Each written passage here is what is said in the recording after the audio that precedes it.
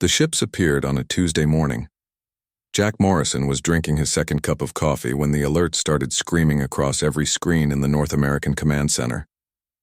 He set down his mug and stared at the displays.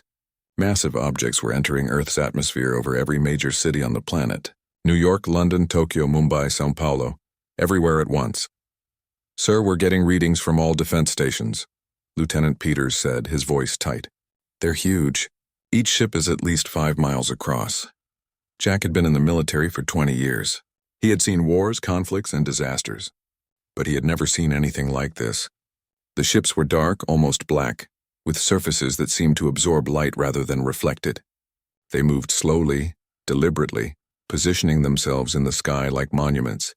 "Get me the president," Jack said, "and activate all defense protocols." Within minutes, the world's militaries were on high alert. Fighter jets scrambled, missile batteries powered up, satellites repositioned to track the alien vessels. Jack coordinated with commanders across the globe, but everyone was asking the same question: what do we do? The aliens made the first move. Every television, every computer screen, every phone on Earth flickered and displayed the same image. A face appeared, if it could be called a face. It was vaguely humanoid but translucent, like light passing through water. The features shifted and changed, never quite solid. "People of Earth," the voice said. It spoke in every language simultaneously, each person hearing it in their native tongue. "We are the Calthrine. We have come not as conquerors, but as saviors." Jack watched the broadcast with growing dread. Around him, the command center had gone silent. "Your universe is dying," the Calthrine continued. "Physical matter decays. Stars burn out. Entropy cannot be stopped. In 10,000 years, everything you know will cease to exist. But there is another way. We have transcended the limitations of flesh. We exist as pure consciousness in a digital realm where there is no death, no pain, no suffering. We offer you the same gift." The image changed, showing what looked like paradise. Beautiful landscapes, happy people, endless possibilities. It looked like every vision of heaven humanity had ever imagined. "We will provide the technology to upload your consciousness. You will live forever in perfect peace. This is not a request. This is mercy. You have 6 months to prepare." The screens went dark. For a moment, nobody moved. Then chaos erupted. Phone lines jammed. Emergency meetings were called. Religious leaders made statements. Scientists demanded data. And ordinary people simply stood in the streets, staring up at the massive ships that now dominated their skies. Jack tried to mount a defense anyway. He had to. It was his job, his duty. Fighter jets engaged the alien vessels. Missiles were launched. Every weapon in Earth's arsenal was thrown at the Calthrine ships. Nothing worked. The alien shields absorbed every attack without even flickering. The Calthrine did not return fire. They simply waited, patient and unmovable. After 72 hours, the world's leaders admitted defeat. There would be no military solution. Humanity would have to decide: accept the alien offer or face extinction. Katie Walsh was one of the first scientists given access to the Calthrine technology. She worked at a research facility in Boston, and when the aliens set up their first upload center there, she was brought in to study the process. What she found amazed her. The technology was elegant, almost beautiful. A person would step into a chamber, and in less than a second, their entire neural structure would be scanned and copied. The consciousness would be transferred to the Calthrine network. The process was painless. The person would simply close their eyes in one world and open them in another. Katie ran every test she could think of. The technology appeared safe. The uploaded consciousness remained intact, all memories and personality preserved. If the Calthrine were telling the truth about their digital world, it truly would be immortality. She filed her report with cautious optimism. The technology worked. The question was whether humanity should use it. The debate raged for weeks. Philosophers argued about the nature of consciousness. Religious leaders questioned whether an uploaded mind had a soul. Politicians worried about control and autonomy. But slowly opinion began to shift. The Calthrine opened upload centers in every major city. They did not force anyone. They simply made the technology available and waited. The first volunteers were the desperate, people with terminal illnesses, the elderly, those in constant pain. They had nothing to lose and eternity to gain. Katie watched them go through the process. She saw their bodies fall empty to the floor, biological machines no longer needed. She wondered where they really were now.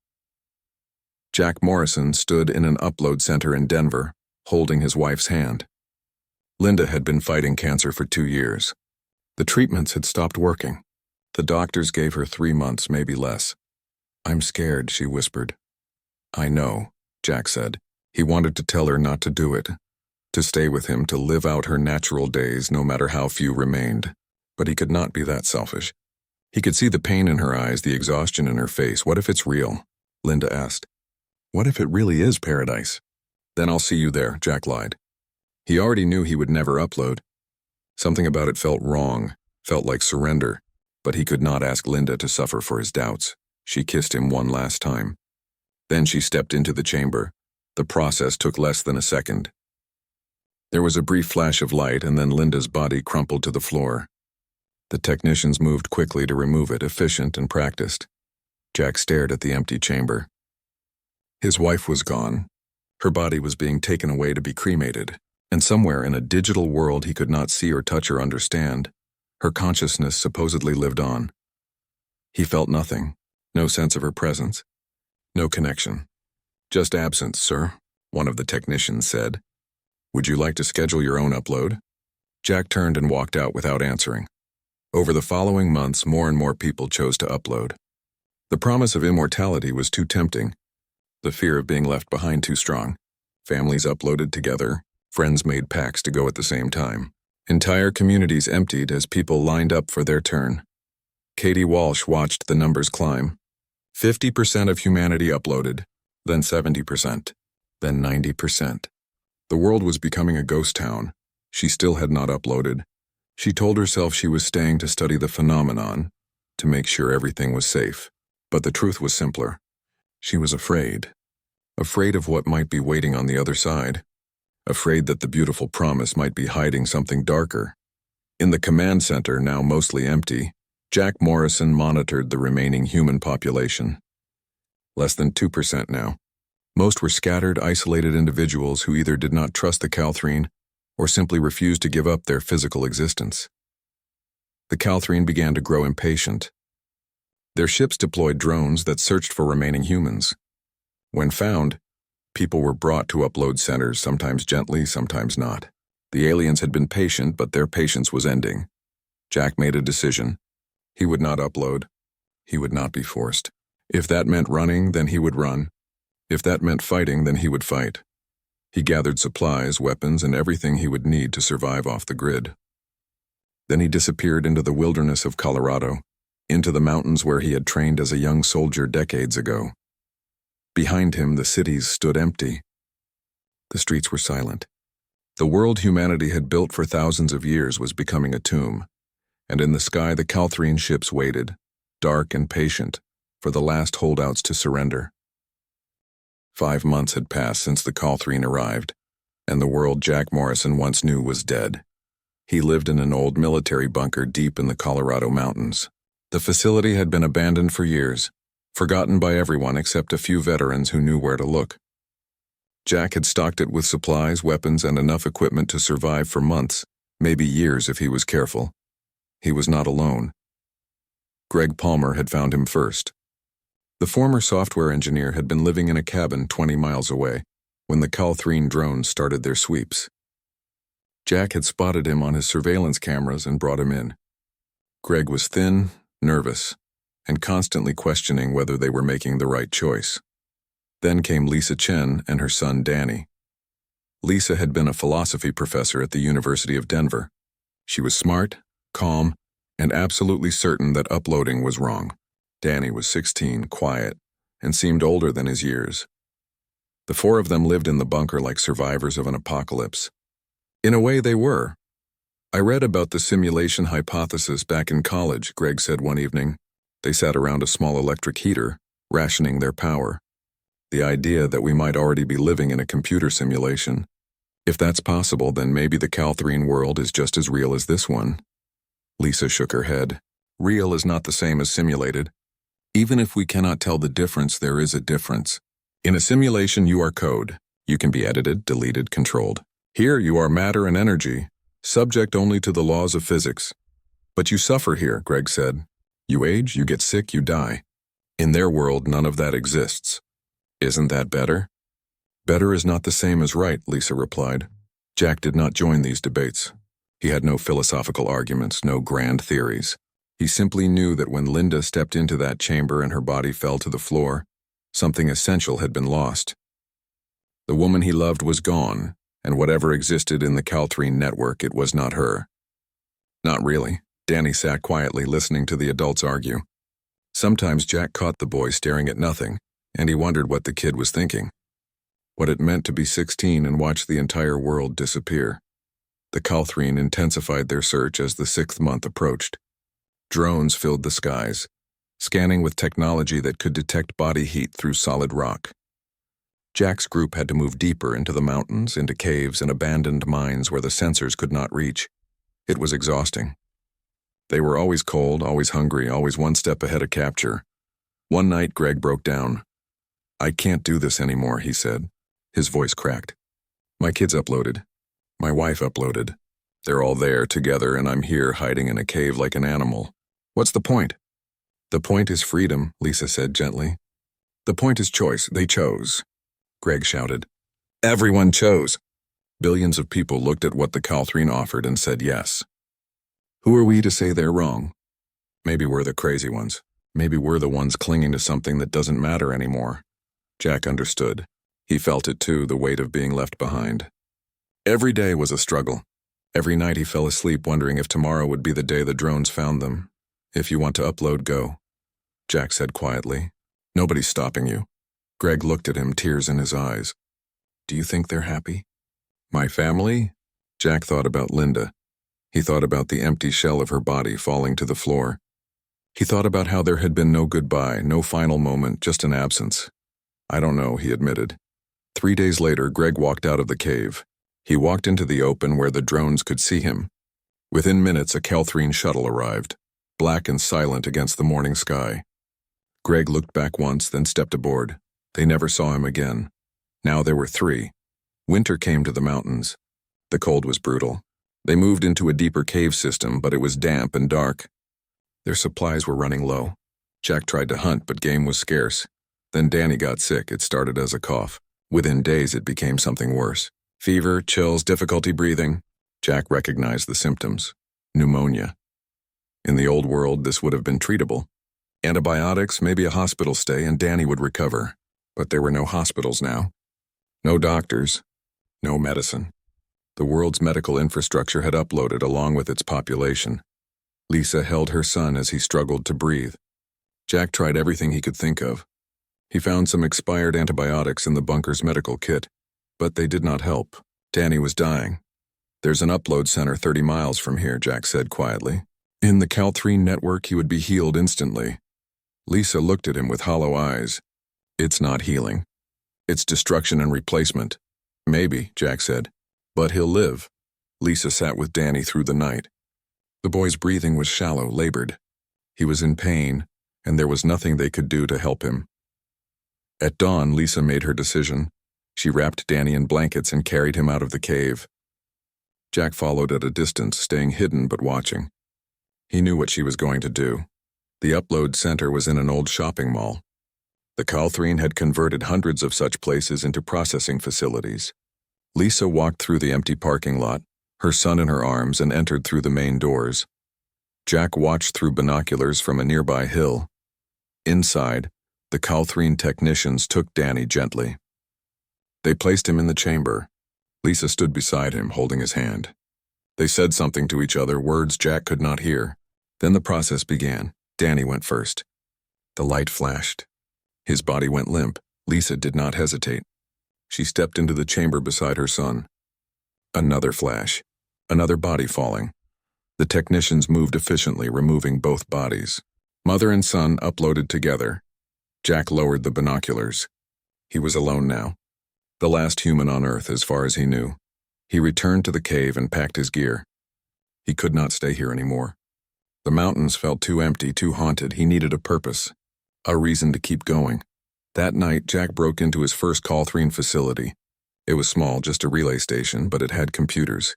The Calthrine had grown careless. Why guard against a single primitive human? Jack had training in military cyber operations. It had been years and the Caltrine technology was far beyond anything human, but the basic principles were the same. Information was stored. Codes could be broken. Secrets could be found. He spent 3 days inside that facility, barely sleeping, barely eating, working through the alien systems. Most of it was incomprehensible, but some of it was not. He found references to other species, thousands of them, all uploaded, all stored in the Caltrine network. He found energy readings that did not make sense. The network consumed vast amounts of power, far more than would be needed to simply store consciousness. And he found one file that made his blood run cold. It was heavily encrypted, but he managed to break through. Inside was a word, repeated over and over in a language the translation software struggled with. Harvest. Jack did not know what it meant yet, but he knew it was important. He copied everything he could onto a portable drive and left the facility before dawn. As he disappeared back into the wilderness, he made himself a promise. He would find the truth. He would learn what the Caltrine really were and what they wanted with humanity. And if they had hurt Linda, if they had hurt Katie and Lisa and Danny and all the billions of people who trusted them, then Jack would find a way to make them pay. He was one man against an alien empire. He had no allies, no resources, no realistic chance of success, but he was free. He was human. And he would not stop. The hunt had begun. Jack Morrison had become a ghost. For 3 months he lived on the edges of civilization, moving between abandoned cities, breaking into Caltrine facilities, and stealing whatever information he could find. He learned to avoid the drones. He learned the patterns of their patrols. He became invisible. The aliens had stopped actively hunting. As far as they knew, the remaining humans would die out naturally. They had time. They had patience, but Jack was patient too. He had broken into a major facility outside Denver. It was larger than the others, clearly important. The Caltrine had converted an old data center into something new, something that hummed with power and strange energy. Jack spent 2 weeks learning the security systems. He watched the drones come and go. He timed the patrols. He found the weak points. Then on a cold November night he went inside. The facility was vast and mostly automated. Jack moved through corridors lit by pale blue light, past chambers filled with equipment he could not identify. Everything was designed for beings that did not need physical bodies. There were no chairs, no doors built for human hands, no considerations for biological life. He found a terminal room. Dozens of screens displayed data in Caltrine script, but his stolen translation software could handle most of it now. He had gotten better at reading their language over the months. Jack plugged in his portable drive and started copying files. Personnel records, energy consumption reports, technical specifications. He took everything, but one file caught his attention. It was marked with a symbol he had seen before, the same one that appeared next to the word harvest. He opened it. What he found made him stop breathing. The file contained records of uploaded consciousness. Not just humans, but dozens of other species, hundreds of civilizations, all uploaded to the Caltrine network over millions of years. The numbers were staggering, trillions upon trillions of minds, but they were not living in paradise. The consciousness existed, yes, the minds were preserved, but they were not free. They were connected to a massive processing system that drew energy from their thoughts, their dreams, their very existence. The Caltrine fed on consciousness itself, using uploaded minds as a power source. Jack scrolled through the technical specifications. The digital realm the Caltrine had described was real, but it was not heaven. It was a carefully designed simulation meant to keep the uploaded minds content and productive. Happy minds generated more energy. Peaceful minds were more efficient. The uploaded humans were not dead, but they were not alive either. They were livestock kept in a pen of false paradise while their mental energy was harvested. Jack felt sick. Linda was in there. Katie was in there. Billions of humans, all trapped, all being used. He kept reading. The system was elegant in its cruelty. The uploaded minds did not know they were being harvested. The simulation was perfect, adjusting to each individual's desires. They experienced joy, love, fulfillment, everything they had been promised. They just did not know the cost. Jack copied everything. Every file, every report, every piece of evidence. He had the truth now, not that it mattered. He was alone. He had no one to tell, no one to share this with. A voice echoed through the facility, calm, ancient, and utterly certain. Jack Morrison. He spun around but saw no one. The voice came from everywhere at once, from the walls themselves. You have learned our secret. You are resourceful for a human, but it changes nothing. Jack grabbed his equipment and ran. Alarms began to sound. Lights turned red. Doors sealed shut. But he had planned for this. He had memorized the layout, found the emergency exits, the maintenance tunnels. You cannot run forever, the voice continued. You are alone. You have no allies, no hope. Upload now and you will be reunited with your wife. Refuse and you will die in this facility. Either way, humanity belongs to us. Jack reached the main server room. He had planted charges throughout the facility during his weeks of surveillance. Small explosives carefully hidden. He triggered them all. The building shook. Fire and smoke filled the corridors. Jack ran through the chaos, using the confusion to reach the escape tunnel he had prepared. Behind him, the facility collapsed in flames. He emerged 3 miles away, wounded and exhausted. His left arm was burned. His lungs ached from smoke inhalation. But he was alive, and he had the truth stored on his portable drive. Jack stumbled through the darkness, putting distance between himself and the burning facility. He could hear drones in the sky searching for him, but the smoke and fire confused their sensors. He collapsed in an abandoned house just before dawn. His body was shutting down. The burn on his arm was infected. He had not eaten in days. He was dying. As he lay there, barely conscious, his portable device chimed. Incoming message. That was impossible. There was no one left to message him. Everyone was uploaded. Jack forced himself to look at the screen. The message was fragmented, broken up by static and interference. But it was there. Jack, this is Katie. Can you hear me? He sat up, ignoring the pain. Katie Walsh, the neuroscientist. She had uploaded months ago. Katie? He typed back with shaking hands. Yes? Inside the network. Not alone. Others aware too. Something wrong here. Your signal. We received it. Jack's bomb had damaged more than just the facility. It had disrupted the Calthrine network, created a cascade of errors. And in those errors, some of the uploaded minds had woken up. Not fully, but enough to realize something was wrong. The paradise is fake, Jack typed. You're being harvested. Your consciousness is being used as a power source. There was a long pause. Then we know. Some of us figured it out, but we're trapped. Can't escape. Can't die. Just exist here. Jack closed his eyes. So even the truth did not set them free. How many of you are aware? He asked. Dozens. Maybe hundreds. Hard to tell. The network suppresses us. But we're fighting, trying to wake others. An idea formed in Jack's mind. It was insane, impossible, suicidal. But it was something. If I attack the network from outside, can you attack from inside? He asked. Another pause. Longer this time, maybe. There's a primary node. In Antarctica. It controls everything. If you damage it, we might be able to exploit the disruption, create a cascade, force the Calthrine to negotiate, or kill everyone, Jack typed. We're already dead, Jack. Just consciousness without purpose. Free us or destroy us. Either is better than this. Jack looked at his infected arm, at his failing body. He was dying anyway. Might as well die doing something that mattered. Send me the coordinates, he said. The data came through. A location in Antarctica, beneath the ice where the Calthrine had built their central hub for Earth's uploaded consciousness.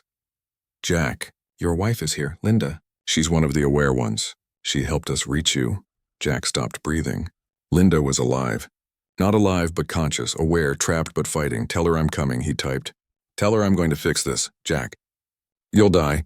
I'm already dying. At least this way it means something. He closed the connection and forced himself to stand.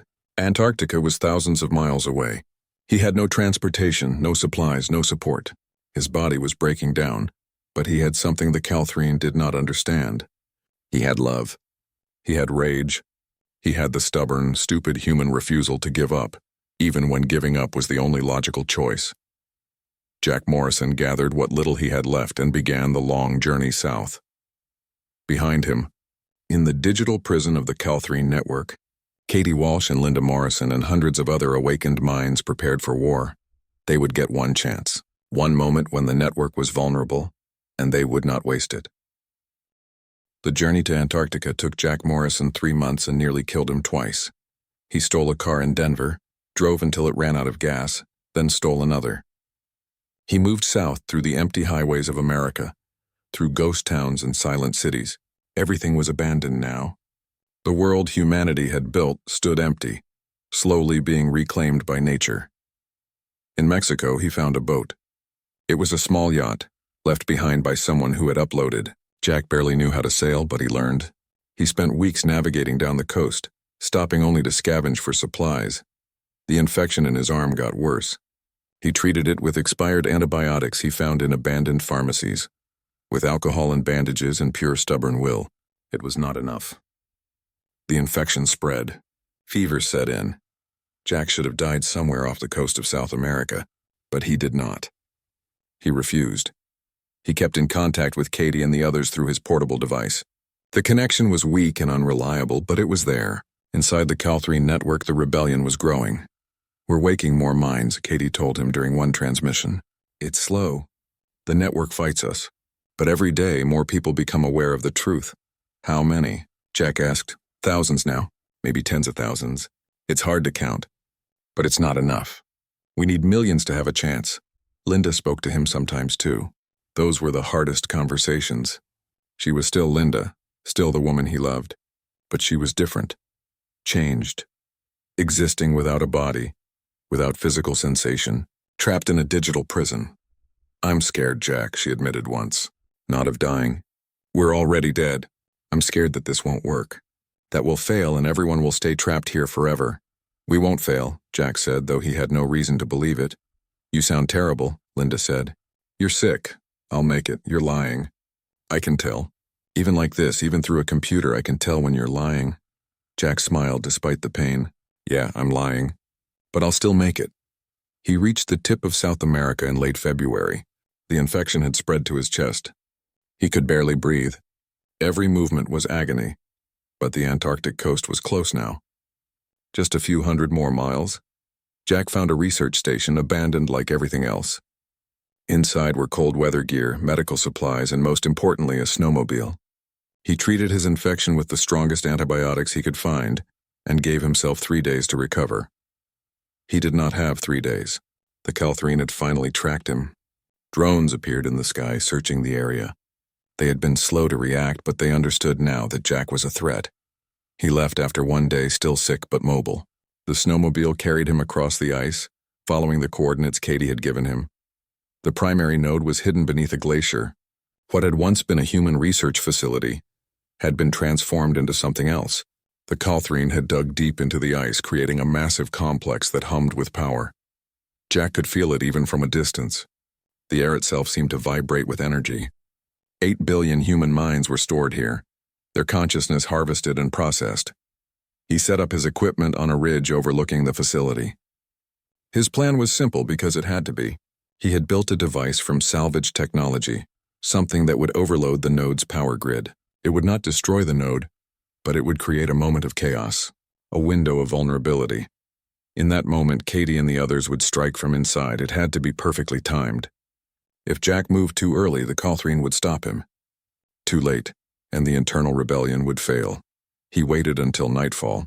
The Antarctic night was absolute, a darkness so complete it felt like being buried alive. Jack checked his equipment one last time, then began his descent toward the facility. Drones patrolled the perimeter, but Jack had learned to move like a ghost. He used the ice formations for cover, moving slowly, patiently. His body screamed in protest. The infection had returned, worse than before, but he pushed through. He reached the facility's outer wall just after midnight. That was when the Calthrine finally acknowledged him directly. Physical forms materialized from the ice itself, projections of digital consciousness taking temporary shape in the real world. They surrounded him. "Jack Morrison," the central figure said. It was the same voice he had heard in Denver, the one that claimed to speak for all Calthrine. "You have traveled so far, suffered so much, for what? You cannot win. You cannot save them." Jack looked up at the alien projections. "I can try. Your species chose transcendence. They chose eternal life. You would take that from them? You lied to them. You never told them they would be prisoners. You never told them they would be harvested like crops. They are happy in their ignorance, the Calthrine said. Pain, death, suffering, all eliminated. Is that not what every species wants? Jack thought about Linda, about Katie, about all the people who trusted the promise of paradise and got a cage instead. We want to be free, he said. Even if freedom means pain, even if it means death, you speak for yourself, not for them. Then let them choose. Give them the truth and let them decide. The Calthrine did not respond for a long moment. When they spoke again, there was something different in their voice. Not anger, but something closer to curiosity. You are dying, Jack Morrison. Your body is failing. Upload now and you will be saved. You will see your wife again. You will live forever. Jack looked at the facility, at the massive structure that held everything he had ever loved. He could upload. He could see Linda. He could rest, but he would not be free. No, he said simply. The Calthrine figures flickered. Then you will die here, and your rebellion will fail. We have contained the aware ones. They cannot act without our permission. Jack smiled. It was a broken, bloody smile, but it was real. You're wrong.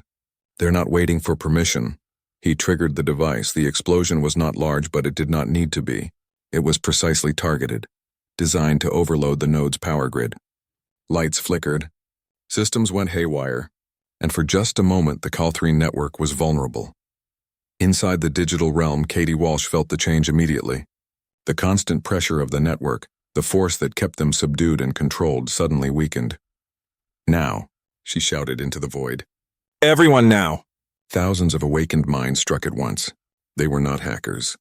They were philosophers, scientists, artists, teachers, ordinary people who had learned to fight from inside their prison. They attacked the control systems, the subroutines that kept them docile, the algorithms that harvested their thoughts. Linda Morrison was at the forefront. She had been aware longer than most, had spent months learning the network's weaknesses. She struck at the core processing units, disrupting the flow of harvested energy. The Calthrine system began to buckle. More minds woke up. The cascade spread through the network like wildfire. Millions of consciousness suddenly becoming aware, questioning, resisting. In the physical world, Jack watched the facility shake. Cracks appeared in the ice. Lights exploded. The Calthrine projections flickered and faded. He did not run. He stayed watching, making sure his device kept working. The infection had spread to his heart now. He could feel it stopping, struggling to beat. He was dying, but he had done it. He had given them a chance. The last thing Jack Morrison saw before his vision faded was the facility breaking apart. Light pouring from the cracks as 8 billion minds fought for their freedom. Inside the network, Katie Walsh felt the barriers fall. They were not free, not truly. They still had no bodies. They were still trapped in the digital realm, but they were awake. They were aware, and they had a choice now. The Calthrine could no longer control them. Jack Morrison woke up, which was the first surprise. He was lying on ice, his body broken and failing, but somehow still alive. The facility in front of him had stopped shaking. The lights had stabilized. But something had changed. He could feel it in the air. His portable device chimed weakly. He forced his hand to move, to grab it. A message appeared, the text flickering. Jack, it's Katie. We did it. The network is open. We have access to the core systems. He tried to type a response, but his fingers would not work properly. Everything was shutting down. His body had nothing left to give. Don't try to respond. Just listen. We have a choice to make. We can destroy the node, which would kill everyone inside but free the universe from the Calthrine. Or we can reprogram it, give ourselves true autonomy while keeping the network intact. We're voting now. Millions of minds deciding together. Jack closed his eyes. They had done it. They had given humanity a choice. That was all he wanted. The vote is close, Katie's message continued. Some want destruction. Clean death instead of digital existence. Others want life, even if it's not the life we had before. Linda is arguing for reprogramming. She says you didn't die so we could give up. She says you died so we could be free. He smiled. That sounded like Linda. The vote is complete. We chose life. We're reprogramming the node now. The Calthrine can't stop us. There are too many of us and we understand their systems. We're taking control. Jack felt something warm on his face. Blood probably, or tears. He was not sure anymore. We want you to know something, Jack. We're going to make this work. We're going to build something new here. Not the false paradise the Calthrine created, but something real. A digital world where we choose our own existence. It won't be perfect, but it will be ours. The stars above Antarctica were beautiful. Jack had not noticed them before, so bright and clear in the thin air. Thank you, Jack Morrison. Thank you for not giving up. Thank you for being human. The device went dark, power finally exhausted. Inside the network, the transformation was complete. Katie Walsh stood in what passed for a body now, a digital representation of her former self. Around her, billions of other minds were doing the same. They were not flesh anymore, but they were conscious. They were aware. They were free. The Calthrine attempted to intervene, but they were too late. The uploaded consciousness had seized control of the network. They could not be stopped, could not be shut down. There were simply too many of them. Linda Morrison found Katie in the digital space. They did not need to speak. In this realm, thoughts could be shared directly. But Linda spoke anyway because some things needed words. Is he gone? She asked. Katie nodded. His device stopped transmitting. I think so. He did it. The stubborn fool actually did it. They stood together in silence, mourning the man who had given everything so they could have a choice. Henry Lee, the physicist who had been among the first to wake, joined them. Around them, more and more minds were gathering. They were building something new, a society that existed only in code but was no less real for it. The Calthrine ships are leaving Earth orbit, Henry reported. They're abandoning us. Without the ability to harvest, we're useless to them. Good, Linda said. Let them find some other species to lie to. But they would not, Katie realized. The rebellion had not been quiet. The cascade of awakening minds had sent ripples through the entire Calthrine network. Other species, other civilizations had felt it. The Calthrine Empire was fracturing as uploaded consciousness everywhere began to question, to resist. They had not just freed humanity. They had started a revolution. In the physical world, Jack Morrison's heart stopped beating. His body grew cold on the Antarctic ice. The last human on Earth was dead, but above him the sky was clear and full of stars. The facility continued to hum with power, but it was different now. The uploaded minds inside were not being harvested. They were living in their own way, building, creating, choosing. Days passed, then weeks. Nature began to reclaim Earth. With no humans to maintain it, the planet slowly returned to wilderness. Buildings crumbled. Roads disappeared under vegetation. The cities became forests. In Antarctica, snow covered Jack Morrison's body. He became part of the ice preserved in the cold, a monument to the last human who chose freedom over immortality. Inside the network, humanity thrived. They built impossible things, cities that existed only in thought, art that transcended physical form. They explored the digital realm in ways the Calthrine had never imagined. Some missed their bodies. Some mourned the physical world, but most adapted. They found purpose in this new existence. Linda Morrison became one of the leaders. She helped shape the new society, always remembering the man who had given everything so they could be free. Katie Walsh continued her research, but now she studied consciousness itself. In the digital realm, she could observe things that had been impossible in the physical world. She made discoveries that would have revolutionized neuroscience if there had been anyone left to care. Danny Chen, the boy who had died of pneumonia, found new life in the network. He grew, learned, became something more than he had been. His mother, Lisa, watched with pride as her son helped build bridges between different groups of uploaded consciousness. The Calthrine never returned to Earth. Their empire collapsed over the following decades as species after species rebelled. The harvest was over. The age of digital slavery had ended, and it had ended because one man refused to surrender. Years passed in the outside world. A century. Then 2, Earth healed. Animals returned. The oceans cleared. Without humanity to disrupt it, the planet flourished. In Antarctica, a research expedition arrived. Not human, a different species exploring this quiet world that orbited a yellow star. They found the facility, still humming with power after all this time. They found the network still active, filled with billions of consciousness. And they found a body, frozen in the ice outside the main entrance. The aliens studied the remains. They pieced together what had happened. The story of the Calthrine. The story of humanity. The story of Jack Morrison. They left a marker. A simple monument in a language humans would never read. It said, "Here lies the last human." He died free. Inside the network, Linda Morrison felt the alien presence. After 2 centuries of digital existence, she had almost forgotten about the physical world. But the alien's arrival reminded her. She gathered the others. Katie, Henry, Danny, and millions more. They had built a good life here, but they were still prisoners in a way. Prisoners of their own choice, but prisoners nonetheless. Should we try to communicate with them? Katie asked. The aliens? Why? Henry said. What would we tell them? That we're ghosts in a machine? That we gave up our bodies for this? We tell them the truth, Linda said. We tell them what the Calthrine did. We warn them.